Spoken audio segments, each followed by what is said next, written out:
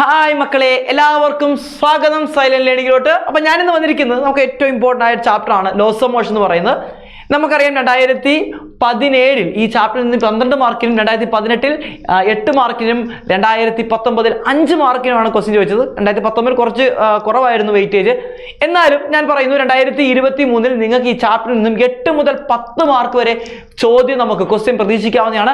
അതിലൊരു 5 മാർക്ക് ഞാൻ നിങ്ങളുടെ കയ്യിലോട്ട് വെച്ച് തരാൻ പോവാണ്. പകുതി മാർക്ക് ഞാൻ നിങ്ങളുടെ കയ്യിലോട്ട് വെച്ച് തരാൻ പോവുകയാണ്. ഈ 2 ക്വസ്റ്റ്യൻ ആണ് നമ്മൾ ഡിസ്കസ് ചെയ്യുന്നത്. നമുക്കറിയാം ഈ ചാപ്റ്ററിൽ ഏറ്റവും ഇമ്പോർട്ടൻറ്റ് ടോപ്പിക് എന്ന് പറയുന്നത് അതൊന്നും പറയാനില്ല, ബാങ്കിങ് ഓഫ് ഫ്രോഡ് തന്നെയാണ്.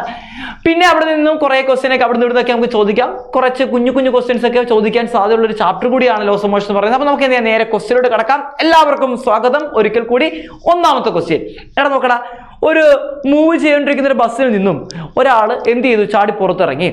അപ്പോൾ എന്ത് ചെയ്യുന്നു? അയാൾ ആ ബസ്സിൻ്റെ കൂടെ കുറച്ചു നേരം മുന്നോട്ടേക്ക് മൂവ് ചെയ്യും. ഇതിന് കാരണം എന്താണ്? നമുക്ക് എല്ലാവർക്കും അറിയാവുന്നതാണ്, ഇനർഷ്യയാണ്. മക്കളെ, ഇനർഷ്യയായിട്ട് ബന്ധപ്പെട്ട ഒരു ക്വസ്റ്റ്യൻ നിങ്ങളുടെ ക്വസ്റ്റ്യൻ പേപ്പറിൽ കണ്ടിരിക്കും. 1 മാർക്കിനായിരിക്കും ചോദിക്കുന്നത്. അപ്പോൾ എന്തായിരിക്കും? ദിസ് ഈസ് ഡ്യൂ ടു എന്താണ്? ഇനർഷ്യ ഓഫ് എന്താണ്? മോഷൻ. ഇനർഷ്യ എന്ന് എഴുതിയാൽ നിങ്ങൾക്ക് എന്ത് കിട്ടും? മാർക്ക് കിട്ടുന്നതാണ്. ഇനർഷ്യ ഓഫ് എന്താണ്? Inertia of motion. Okay, inertia of motion നമുക്കറിയാവുന്നതാണ്. ഇനി നമ്മൾ എന്ത് ചെയ്യുന്നു? അടുത്ത ക്വസ്റ്റ്യനിലോട്ട് പോവുകയാണ്. അടുത്ത ക്വസ്റ്റ്യനിലോട്ട് പോകുന്നു. അടുത്ത ക്വസ്റ്റ്യൻ പറഞ്ഞിരിക്കുന്നത് എന്താണ്? State newton second law of motion derive F = ma. എടാ, ന്യൂട്ടൺ സെക്കൻഡ് ലോ എന്താണ് പറയുന്നത്? നമുക്കറിയാം force is proportional to the rate of change of എന്താണ്? മൊമെന്റം ആണ്. ഇതാണ് ന്യൂട്ടൺ സെക്കൻഡ് ലോ പറയുന്നത്. സെക്കൻഡ് ലോ അനുസരിച്ച് നമുക്ക് പറയാം F മക്കളെ എന്താണ് ഇക്വേഷൻ? dp ബൈ എന്താണ്? dt ആണ്. നമുക്കറിയാം P = മൊമെന്റം ആണ്. P = മാസ് ഇൻറ്റു വെലോസിറ്റി ആണ്.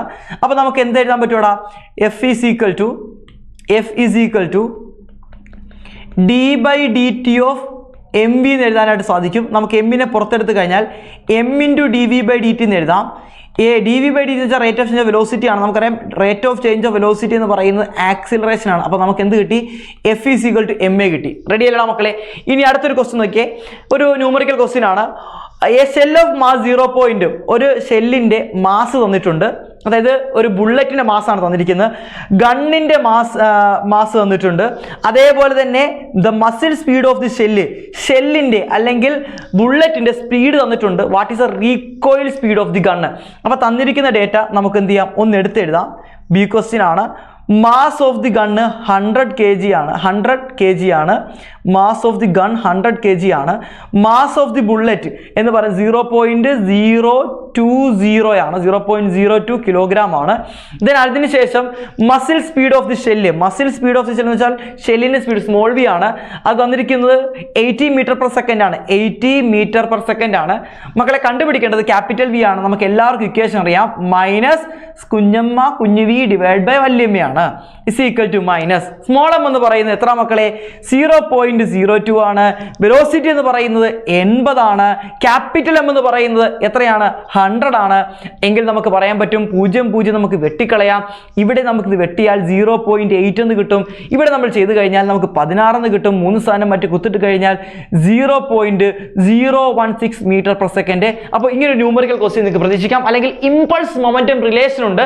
ആ ഇമ്പൾസ് മൊമെന്റം റിലേഷൻ അടുത്ത് I = 2mv എന്ന് പറയുന്ന റിലേഷൻ ഉണ്ട്. ഈ ഒരു പ്രോബ്ലം, ഈ ഒരു ഇക്വേഷൻ വെച്ച് പ്രോബ്ലം എന്ത് ചെയ്യാം? ചോദിക്കാം. ഈ 2 പ്രോബ്ലത്തിൽ ഏതെങ്കിലും ഒരെണ്ണം ചോദിക്കാം. മക്കളെ, നമുക്ക് അടുത്ത ക്വസ്റ്റ്യനിലോട്ട് കിടക്കാം. അടുത്ത ക്വസ്റ്റ്യൻ നമ്മുടെ ബാങ്കിങ് ഓഫ് ഫ്രോഡായിട്ട് ബന്ധപ്പെട്ട ക്വസ്റ്റ്യൻ ആണ്. ക്വസ്റ്റ്യൻ പറഞ്ഞിരിക്കുന്നത് ഡയഗ്രം ഒക്കെ വരച്ചിട്ട് മാക്സിമം വെലോസിറ്റി കണ്ടുപിടിക്കാൻ പറഞ്ഞിരിക്കുന്നത്. എന്താണ് ബാങ്കിങ് ഓഫ് ഫ്രോഡ്? നമുക്ക് എല്ലാവർക്കും അറിയാവുന്നതാണ്. ഒരു റോഡിന്റെ ഈ ഔട്ടർ എഡ്ജ് ഇന്നർ എഡ്ജിനേക്കാൾ അല്പം പൊക്കി വെക്കുന്നതിനാണ് ബാങ്കിങ് ഓഫ് ഫ്രോഡ് എന്ന് പറയുന്നത്. എന്തിനു വേണ്ടിയാണ് നമ്മൾ ബാങ്കിങ് ഓഫ് ഫ്രോഡ് ചെയ്യുന്നത്? ഫ്രിക്ഷൻ നമുക്ക് കുറയ്ക്കാൻ വേണ്ടി. അതുമൂലം നമുക്ക് വിയർ ആൻഡ് ടിയർ കുറയ്ക്കാൻ സാധിക്കും. അതേപോലെ തന്നെ നമുക്ക് ഒരു കാർ, ഇപ്പോൾ സാധാരണ ലെവൽ റോഡിലൂടെയാണ് ഒരു കാർ ഓടുന്നത്. ആ ലെവൽ സർക്കുലർ റോഡിൽ ഓടുന്നതിനേക്കാൾ സ്പീഡ് കൂട്ടി നമുക്ക് ബാങ്ക്ഡ് റോഡിലൂടെ എന്ത് ചെയ്യാൻ പറ്റും? ഓടിക്കാനായിട്ട് സാധിക്കുന്നതാണ്.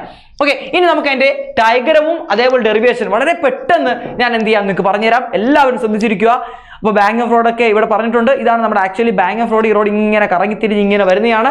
നിങ്ങൾ കണ്ടാൽ മനസ്സിലാവും. ഇതിന്റെ ഔട്ടർ എഡ്ജ് പൊക്കി വെക്കും, ഇന്നർ എഡ്ജ് എന്തെങ്കിലും താത്തു വെക്കും. ഇങ്ങനെയാണ് റോഡിലൂടെ കാർ ഇങ്ങനെ പോകുന്നത്. ഇതിന്റെ റേഡിയസ് ഒക്കെ തന്നിട്ടുണ്ട്. റേഡിയസ് എന്ന് വെച്ചാൽ നമ്മുടെ ക്യാപിറ്റൽ R ആയിട്ട് നമുക്ക് എടുക്കാം. ഓക്കെ, ഇവിടെ നമുക്ക് ഡയഗ്രം അല്ല, നമ്മളുടെ ഡയഗ്രം എന്ത് ചെയ്യണം? വരയ്ക്കണം. ഡയഗ്രത്തിനകത്ത് നമ്മളുടെ എന്താണ് ഫോഴ്സ് എങ്ങോട്ടേക്കാണ് ആക്ട് ചെയ്യുന്നത് അത് നമ്മൾ വരയ്ക്കേണ്ടതുണ്ട്. ആദ്യം നമുക്കറിയാം സൈലത്തിൻ്റെ കാറാണ്. അടിപൊളി കാർ അല്ലേ? mg ആക്ടിങ് ഡൗൺവേർഡ് ആണ്. ഇനി അടുത്ത എന്താണ് മക്കളെ? നോർമൽ റിയാക്ഷൻ ആക്ടിങ് അപ്വേർഡ് ആണ്. നോർമൽ റിയാക്ഷൻ ആക്ടിങ് അപ്വേർഡ് ആണ്. റെഡി? ഇനി അതേപോലെ തന്നെ നമുക്കറിയാം ഈ കാറ് പുറത്തോട്ട് പോകാൻ ടെൻഡൻസി ഉണ്ട്, അകത്തോട്ട് പിടിച്ചു വെക്കുന്ന ഫ്രിക്ഷൻ ആണ്. അപ്പോൾ ഫ്രിക്ഷൻ ഇൻ ദിസ് ഡയറക്ഷൻ, ഇതായിരിക്കും എന്തിൻ്റെ ഡയറക്ഷൻ?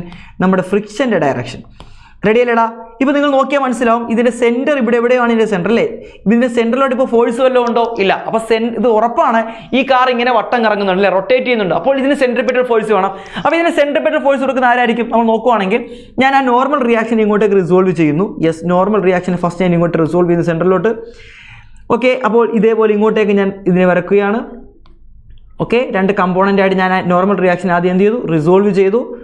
യെസ്, ഇനി ഒരു കാര്യം കൂടെ പറയട്ടെ. ഈ ആംഗിൾ, ഈ ആംഗിൾ എന്ന് പറയുന്ന തീറ്റ ഇവിടെ ചാടി കയറും. അത് വരാൻ കാരണമുണ്ട്. ഇത് 90 ആണ്, ഇത് 90 മൈനസ് തീറ്റയാണ്. എങ്കിൽ ഇത് 90 മൈനസ് തീറ്റ പാരലായതുകൊണ്ട് എങ്കിൽ ഇത് തീറ്റ, ഇത് 90 മൈനസ് തീറ്റ, എങ്കിൽ ഇത് തീറ്റ ആയിരിക്കും. ഒന്നാമത്തെ ആംഗിളും മൂന്നാമത്തെ ആംഗിളും തീറ്റയാണെന്ന് അങ്ങ് പഠിച്ചു വെച്ചാൽ മതി. റെഡി? മറന്നു പോവാണെങ്കിൽ ഒന്നാമത്തെ ആംഗിൾ മൂന്നാമത്തെ ആംഗിൾ ഇവിടുന്ന് എണ്ണണേ 1 2 3. Okay, ready? എടാ ഇനി എന്ത് കിട്ടുവാടാ? ഇതെന്താ? എൻ കോസ് തീറ്റ. സെൻട്രലോട്ട് പോകുന്ന ആരായിരിക്കും? നമ്മുടെ എൻ സൈൻ തീറ്റ ആയിരിക്കും സെൻട്രലോട്ട് പോകുന്നത്. ഇതേപോലെ തന്നെ നിങ്ങൾ ഫ്രിക്ഷനെയും എന്ത് ചെയ്യുക? രണ്ട് കമ്പോണൻ്റ് ആക്കി മാറ്റുക. ഫ്രിക്ഷൻ്റെ ഒരു കമ്പോണൻ്റ് മക്കളെ എങ്ങോട്ട് പോകൂടാ? ഒരു കമ്പോണ്ട് സെൻട്രലോട്ട് പോകുന്നു, ഒരു കമ്പോണ്ട് നേരെ ഇങ്ങോട്ട് വരുന്നു. ഇതെന്തായിരിക്കും? F R cos theta. ഇതെന്തായിരിക്കും? എഫ് ആർ എന്താണ്? Sine theta. റെഡി അല്ലടാ? ഈ ഒരു ഡയഗ്രാം എല്ലാവരും വരക്കാൻ പഠിക്കണം. അപ്പോൾ സെൻട്രലോട്ട് രണ്ട് ഫോഴ്സ് ആണ്. നോർമൽ റിയാക്ഷൻ ഒരു കമ്പോണന്റ് ഉണ്ടാക്കുന്ന ഫോഴ്സ്, ഫ്രിക്ഷന്റെ ഒരു കമ്പോണന്റ് ഉണ്ടാക്കുന്ന ഫോഴ്സ്. ഈ രണ്ട് ഫോഴ്സ് ആണ് നമ്മുടെ സെൻട്രലോട്ട് ആക്ട് ചെയ്യുന്നത്. അത് നേരത്തേക്കാൾ എന്തായിരിക്കും? കൂടുതലായിരിക്കും. നേരത്തെ എന്തായിരുന്നു? നമ്മുടെ ലെവൽ റോഡിനകത്ത് നമുക്കറിയാം ഫ്രിക്ഷൻ മാത്രമാണെങ്കിൽ ഇവിടെ രണ്ട് കമ്പോണന്റ് വരുന്നുണ്ട്. അതുകൊണ്ട് തന്നെ സെൻട്രിപെറ്റൽ ഫോഴ്സ് കൂടുതലാണ്. കൂടുതൽ വെലോസിറ്റിയിൽ കാറിന് നമുക്ക് ഓടിക്കാനായിട്ട് സാധിക്കുന്നതാണ്. ഓക്കെ, ഇവിടെ വരച്ചിട്ടുണ്ട്. ഇവിടെ നമ്മൾ എഫ് എന്നാണ് കൊടുത്തിരിക്കുന്നത്. നമ്മളവിടെ എഫ് ആർ കൊടുത്ത് അത്രേ ഉള്ളൂ കേട്ടോ. അപ്പോൾ നമുക്ക് ഈ ഇക്വേഷൻ നോക്കാം. ഇവിടെ നിങ്ങൾ നോക്കിയാൽ മനസ്സിലാവും സെൻട്രലോട്ട് പോകുന്ന രണ്ടാൾക്കാരാണ് എൻ സൈൻ തീറ്റയും എഫ് കോസ് തീറ്റയും. അപ്പോൾ അതാണ് സെൻട്രിപെറ്റൽ ഫോഴ്സ് കൊടുക്കുന്നത്. നെസസറി സെൻട്രിപെറ്റൽ ഫോഴ്സ് നമുക്കറിയാം. സെൻട്രിപെറ്റൽ ഫോഴ്സ് mv²/r ആണ്. അത് കൊടുക്കുന്നത് എഫ് കോസ് തീറ്റ പ്ലസ് എന്തായിരിക്കും? എൻ സൈൻ തീറ്റയാണ്. ഓക്കെ അല്ലേടാ? ഇനി നമുക്കറിയാം friction equation mu into N ആണ്. അതും കൂടെ നമുക്ക് എഴുതാം. Then mv²/r is equal to mu N cos theta plus എന്താണ്? എൻ സൈൻ തീറ്റ നമുക്ക് എഴുതാം. ഇതിനെ നമുക്ക് ഇക്വേഷൻ നമ്പർ 1 എന്ന് വിളിക്കാം. ഇനി അതേപോലെ തന്നെ നിങ്ങൾ നോക്കിയാൽ മനസ്സിലാവും മുകളിലോട്ട് എൻ കോസ് തീറ്റ, താഴോട്ട് എഫ് സൈൻ തീറ്റ mg ആണ്. എങ്കിൽ നമുക്ക് പറയാൻ പറ്റും ഈ രണ്ട് ഫോഴ്സും ഈക്വൽ ആയിരിക്കും. അതായത് mg plus F sine theta. എഫിന് ഞാൻ മ്യൂ എൻ എന്ന് ഡയറക്റ്റ് ഇടുവാണ്. Mu N sine theta is equal to നമുക്ക് എഴുതാം എൻ കോസ് തീറ്റ എന്ന് എഴുതാം. ഇവിടെ നിന്നും mg ഇസ് ഈക്വൽ ടു നമുക്ക് എഴുതാം എൻ കോസ് തീറ്റ മൈനസ് ഇയാളെ ഇങ്ങോട്ട് കൊണ്ടുവന്നാൽ മൈനസ് ആകും. മൈനസ് മ്യൂ എൻ സൈൻ തീറ്റ എന്ന് നമുക്ക് എഴുതാം. Equation number 2. രണ്ട് ഇക്വേഷൻ നിങ്ങൾ ഡിവൈഡ് ചെയ്യുക. ഇക്വേഷൻ 1 ഡിവൈഡഡ് ബൈ ഇക്വേഷൻ 2 നമുക്ക് ചെയ്യുമ്പോൾ mv²/r ഡിവൈഡഡ് ബൈ mg എന്ന് കിട്ടും. ഈസ് ഈക്വൽ ടു അവിടെ കിടക്കുന്ന എന്താണ് മക്കളെ? Mu N cos theta plus N sine theta divided by N cos theta minus mu N sine theta minus mu N എന്തെഴുതാം? Sine theta. നിങ്ങൾ ന്യൂമറേറ്ററും അതേപോലെ തന്നെ ഡിനോമിനേറ്ററും എന്തിൻ്റെയാണ്? ലെഫ്റ്റ് ഹാൻഡ് സൈഡിലെ ന്യൂമറേറ്ററും ഡിനോമിനേറ്ററും ഒരു എൻ കോസ് തീറ്റ കൊണ്ട് ഡിവൈഡ് ചെയ്ത് കഴിഞ്ഞാൽ എം വെട്ടിക്കളയാം. നിങ്ങൾക്ക് കിട്ടുന്ന ആൻസർ ഞാൻ എഴുതുവാണേ. v²/rg is equal to N cos theta ഇവിടെ പോയി കഴിഞ്ഞാൽ മ്യൂ മാത്രമേ ഉള്ളൂ. അപ്പോൾ നമുക്ക് എന്ത് എഴുതാം? അവിടെ മ്യൂ എന്ന് എഴുതാം. പ്ലസ് ഇവിടെ നമുക്ക് ടാൻ തീറ്റ എന്ന് കിട്ടും. Mu plus tan theta divide by താഴെ 1 മൈനസ് മ്യൂ ടാൻ തീറ്റ കിട്ടും. എൻ കോസ് തീറ്റ ഡിവൈഡ് ചെയ്താൽ കിട്ടുന്ന ആൻസർ ആണ്. Then v² is equal to നമുക്ക് എഴുതാം rg into mu plus tan theta divided by 1 minus mu tan theta എന്ന് നമുക്ക് എഴുതാൻ സാധിക്കും. ഇമ്പോർട്ടൻ്റ് ആണ്. അങ്ങനെയാണെങ്കിൽ നമുക്ക് വെലോസിറ്റി എഴുതാം. √rg mu plus tan theta divide by 1 minus mu tan theta. ഈ ഡെറിവേഷൻ എല്ലാവരും പഠിച്ചിട്ട് പോകണം. ഇമ്പോർട്ടൻ്റ് ഡെറിവേഷൻ ആണ്. എങ്കിൽ നമുക്ക് അടുത്ത ക്വസ്റ്റ്യൻ നോക്കിയാലോ. രണ്ടാമത്തെ ക്വസ്റ്റ്യൻ എന്താ പറയുക? What is the optimum speed of the car? എന്താണ് ഈ ഒപ്റ്റിമം സ്പീഡ് എന്ന് പറയുന്നത്? വിയർ ആൻഡ് ടിയർ ഇല്ലാതെ, ഫ്രിക്ഷൻ ഇല്ലാതെ ആ കാറിന് അതിലേക്കൂടെ പോകാൻ പറ്റുന്ന മാക്സിമം വെലോസിറ്റി ആണ്. അപ്പോൾ ഫ്രിക്ഷൻ ഇല്ലാത്ത കേസിലാണെങ്കിൽ മക്കളെ നിങ്ങൾ ഒന്നും നോക്കണ്ട, ഇവിടെ ഈ ഇക്വേഷനകത്ത് എന്ത് 0 ആയിരിക്കും? ഈ ഇക്വേഷനകത്ത് മ്യൂ 0 ആണെങ്കിൽ നമുക്ക് ഒപ്റ്റിമം സ്പീഡ് കിട്ടും. നിങ്ങൾ മ്യൂ 0 ആക്കി കഴിഞ്ഞാൽ ഈ ടേം ഫുള്ളി 0 ആവും, ഈ ടേം 0 ആവും, പിന്നെ ഒരു ടാൻ തീറ്റ മാത്രമേ ബ്രാക്കറ്റിനകത്തുള്ളൂ, RG ടാൻ തീറ്റ. അപ്പോൾ നമുക്ക് എന്ത് കിട്ടി? Velocity is equal to root RG tan theta എന്ന് കിട്ടി. ഇതാണ് എന്തെന്ന് പറയുന്നത്? നമ്മുടെ സ്വന്തം ഒപ്റ്റിമം സ്പീഡ് എന്ന് പറയുന്നത്. സ്പീഡാണ് മക്കളെ ഒപ്റ്റിമം സ്പീഡ് എന്ന് പറയുന്നത്. ഇനി നമുക്ക് അടുത്ത ക്വസ്റ്റ്യൻ നോക്കിയാലോ? നമുക്ക് നോക്കാം. ലാസ്റ്റ് ക്വസ്റ്റ്യൻ ആണ്. നോക്കിയാൽ എന്താണ് സി പാർട്ട് പറഞ്ഞിരിക്കുന്നത്? ഒരു ബാറ്റ്സ്മാൻ എന്ത് ചെയ്യുന്നു? ഒരു ബോൾ ഹിറ്റ് ചെയ്യുന്നു. ആ ബോൾ വരുന്ന വെലോസിറ്റി തന്നിട്ടുണ്ട്. എത്ര വെലോസിറ്റിയിലെ ബോൾ വരുന്നത്? 12 മീറ്റർ പെർ സെക്കൻഡ് ആണ്. ബോളിന്റെ മാസ് ഉണ്ട്. ഇമ്പൾസ് ആണ് കണ്ടുപിടിക്കുന്നത് മക്കളെ. ഇമ്പൾസ് ഇങ്ങനെയുള്ള കേസിൽ ഏത് വെലോസിറ്റിയിലാണോ ബോൾ വരുന്നത് അതേ വെലോസിറ്റി ബോൾ തിരിച്ചു പോകുന്നു. ഇങ്ങനെയുള്ള കേസിൽ ഇമ്പൾസ് കണ്ടുപിടിക്കാൻ ഒരു ടെക്നിക് ഉണ്ട്. ആ ഇക്വേഷൻ ആണ് I is equal to 2mv എന്ന് പറയുന്ന ഇക്വേഷൻ. ഇവിടെ നിന്ന് വളരെ വ്യക്തമാവും. 2 ഇൻറ്റു മാസ് തന്നിട്ടുണ്ട് 0.15 ആണ്. അതേപോലെ തന്നെ വെലോസിറ്റി തന്നിട്ടുണ്ട് 12 ആണ്. നമുക്ക് എത്ര കിട്ടും മക്കളെ? 2 ഇൻറ്റു എന്താണ് 0.14, നമുക്ക് 0.3 എന്ന് എഴുതാം. 0.3 ഇൻറ്റു 12 എന്ന് എഴുതാം. നമുക്കിവിടെ 36 കിട്ടും. 3.6 ഇമ്പൾസ് എന്ന് വെച്ചാൽ unit kilogram metre per second ആണ്. നമ്മുടെ എന്താണ് മൊമെന്റത്തിന് അതേ യൂണിറ്റ് തന്നെയായിരിക്കും. എന്തിൻ്റെ യൂണിറ്റ് എന്ന് പറയുന്നത്? ഇമ്പൾസിൻ്റെ യൂണിറ്റ് എന്ന് പറയുന്നത്. അപ്പോൾ ഇത്രയേ ഉള്ളൂ ആ ക്വസ്റ്റ്യൻ. അപ്പോൾ നിങ്ങൾക്ക് എല്ലാവർക്കും മനസ്സിലായി എന്ന് ഞാൻ വിശ്വസിക്കുകയാണ്.